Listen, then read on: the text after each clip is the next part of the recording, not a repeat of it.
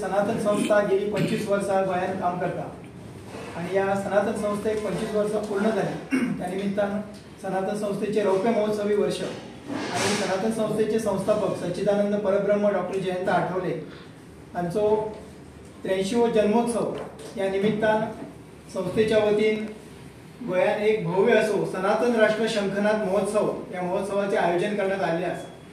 आज आपण बघतोय की संपूर्ण जगभरच एका युद्धाच्या छायेमध्ये जात आहे। एकीकडे रशिया युक्रेन युद्ध संपत आहे, तिकडे इस्रायल आणि हमासमध्ये सुरूच आहे, अफगाणिस्तान अमेरिका संघर्ष सुरू आहे, भारत पाकिस्तान देखील संघर्ष त्याच्यात भर पडलेली आहे। आणि अशा स्थितीमध्ये संपूर्ण विश्व एका हिंसेच्या सावटाखाली असताना संपूर्ण जग सनातन धर्माकडे आकृष्ट होत आहे। कारण संपूर्ण जगाला जर शांतीचा संदेश किंवा शांती जर कोणी देऊ शकणार आहे तर ते सनातन धर्माकडे देऊ शकणार आहे।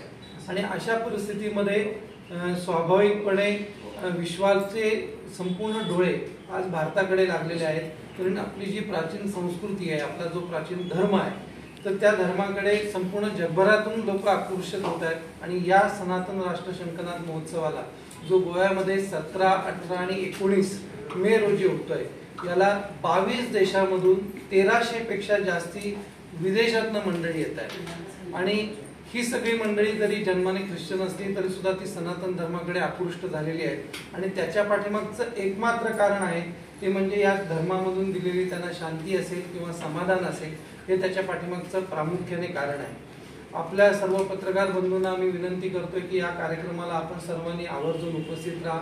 या कार्यक्रमाला भारतातल्या कानाकोपऱ्यातून मंडळी उपस्थित राहणार आहेत। भारतातल्या सर्व राज्यांमधून एकूण 25,000 पेक्षा विविध महनीय व्यक्ती, त्याचबरोबर हिंदुत्ववादी संघटनांचे प्रतिनिधी, विविध संप्रदायांची मंडळी आणि सनातनचे साधक असे 25,000 पेक्षा जास्ती लोक उपस्थित राहतील।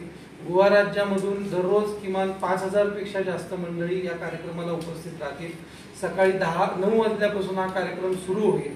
या कार्यक्रमाची विविध अनेक वैशिष्ट्ये जी आहेत ती आमच्यापैकी पत्रकार परिषदेमध्ये उपस्थित मंडळी आपल्याला सगळ्यांना देतील। या कार्यक्रमाचं जे मुख्य औचित्य आहे ते म्हणजे सनातन संस्थेला 25 वर्ष पूर्ण झालेली आहेत आणि सनातन संस्थेचे संस्थापक सच्चिदानंद परब्रह्म डॉक्टर जयंत आठवले हे त्यांचा 83वा जन्मदिवस हे मुख्य औचित्य आहे। एक जगत प्रसिद्ध समूह उपचार तज्ञ म्हणजे त्यांच्या कारकिर्दीमध्ये परमपूज्य डॉक्टर आठवले यांच्या कारकिर्दीमध्ये ऑस्ट्रेलिया ते अमेरिका त्यांचं प्रचंड मोठं नाव होतं।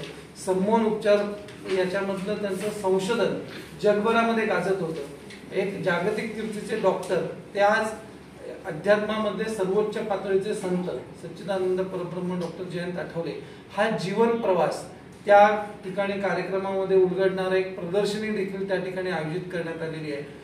एक डॉक्टर जेव्हा अध्यात्माकडे वळतो तेव्हा तो किती दैदिप्यमान कार्य करू शकतो त्याचं उदाहरण म्हणजे आज सनातन संस्था आहे। या सनातन संस्थेच्या माध्यमातून गुरुदेवांनी जगभरामधील करोडो लोकांच्या जीवनामध्ये परिवर्तन घडवलेलं आहे।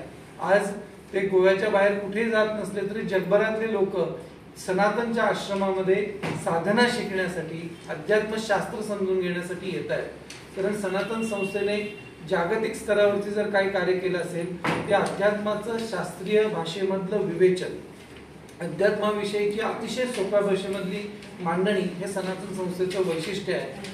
सनातन संस्थेचे संस्थापक सच्चिदानंद परब्रह्म डॉक्टर जयंत आठवले यांनी आतापर्यंत 366 अध्यात्मावरचे ग्रंथ लिहिलेले आहेत, ज्याच्या आतापर्यंत 1,61,00,000 प्रती जगभरातल्या 13 भाषांमधून प्रकाशित झालेल्या आहेत। आणि या संस्थेच्या माध्यमातून अध्यात्माचं विवेचन त्यांनी केलं आणि त्यांच्या या जन्मोत्सवाच्या निमित्ताने हा सनातन राष्ट्र शंखनाद महोत्सव संपन्न करण्यासाठी जगभरातील हिंदू मंडळी, विविध संप्रदायातली मंडळी या ठिकाणी येत आहेत। जीवन गौरव पुरस्कार देण्याचाही यांचा मनोदय आहे। हिंदू राष्ट्ररत्न आणि सनातन धर्मश्री असे पुरस्कार वितरण करण्यात येणार आहे। सनातन धर्माच्या सेवेसाठी समर्पित होऊन विशेष कार्य करणाऱ्या हिंदूवीरांना हिंदू राष्ट्ररत्न हा जीवन गौरव पुरस्कार देण्यात येणार आहे। तुम्हाला माहित असेल की राम जन्मभूमी याचा जो खटला चालू होता त्याच्यामध्ये हरिशंकर जैन सारखे व्यक्तिमत्व ज्याने आपल्या वयाचे आणि आरोग्याचे भान न ठेवता हा खटला अविरतपणे लढला आणि तो जिंकून दाखवला. असे काही व्यक्तिमत्व आहेत ज्यांना आम्ही इथं सन्मानित करू इच्छितो. साहजिकच या कार्यक्रमासाठी आपल्याला माहिती आहे 25,000 लोक अपेक्षित आहेत आणि अपेक्षित आता म्हणण्यापेक्षा मला वाटतं जवळजवळ 22,000 ते 23,000 लोकांचं कन्फर्मेशन झालेलं आहे. कारण त्याच्यासाठी प्री रजिस्ट्रेशन होतं आणि 19,000 काहीतरी हा परवाचा आकडा आहे, म्हणजे काल आणि आज त्याच्यात आता भर पडलेली असेल. आता एवढी लोक इथे येणार आणि इतके सगळे बाकीचे कार्यक्रम आहेत, तर त्याचबरोबर काहीतरी आपल्या सनातन संस्कृतीविषयी आणि जे काही अशी लोक आपल्या इतिहासकालीन असं एक छान मोठं प्रदर्शन इथे होणार आहे. म्हणजे शिवकालीन शस्त्र ही इथे प्रदर्शनासाठी ठेवली जाते. मग त्याच्यामध्ये शिवाजी महाराजांनी वापरलेली तलवार सुद्धा आणण्याचा आमचा मानस आहे. म्हणजे त्यासाठी कम्युनिकेशन सुरू आहे आणि सुरक्षेची व्यवस्था आहे. पत्रव्यवहारही झालेले आहे. प्रत्यक्षात येईल हे का नाही हे त्या दिवशी कळेल. तरी बाकीची शस्त्र जी आहेत ना ती साधारण 600 स्क्वेअर मीटरचा असं दालन असेल आणि त्या दालनामध्ये ही सगळी शस्त्र असतील. त्याच्यामध्ये सौंदेकर घराण्याची जी शस्त्र आहेत ती पण याच्यामध्ये असतील. मग शिवसंस्थान पुणे यांच्याकडे असलेली शिवाजी महाराजांनी वापरलेली चिलखतं ती पण असतील या शस्त्र संग्रहालयामध्ये. हा जो कार्यक्रम आहे तो परमपूज्य सच्चिदानंद परब्रह्म डॉक्टर जयंत बाळाजी आठवले यांच्या वाढदिनाच्या निमित्तानं आहे आणि त्यांचे गुरु परमपूज्य भक्तराज महाराज तसेच सनातन संस्थेचे स्फूर्तिस्थान परमपूज्य रामानंद महाराज इंदूर, समर्थ रामदास स्वामी सज्जनगड येथील श्री श्रीधर स्वामी, श्री कफनीनाथ स्वामी, कनिपनाथ स्वामी, परमपूज्य टेंबे स्वामी, परमपूज्य गुळवणी महाराज, परमपूज्य गगनगिरी महाराज, परमपूज्य गोंदवलेकर महाराज, समर्थ शिष्य श्री कल्याण स्वामी, श्री साईबाबा शिर्डी, संत वेणाबाई मिरज, श्री सिद्धारूढ स्वामी उबळी आदी 15 संतांच्या पावन पादुकांचे तसेच त्यांनी वापरलेले चैतन्यमय साहित्याचे दर्शन करण्याची अनुपम संधी या सर्व भक्तांना मिळणार आहे.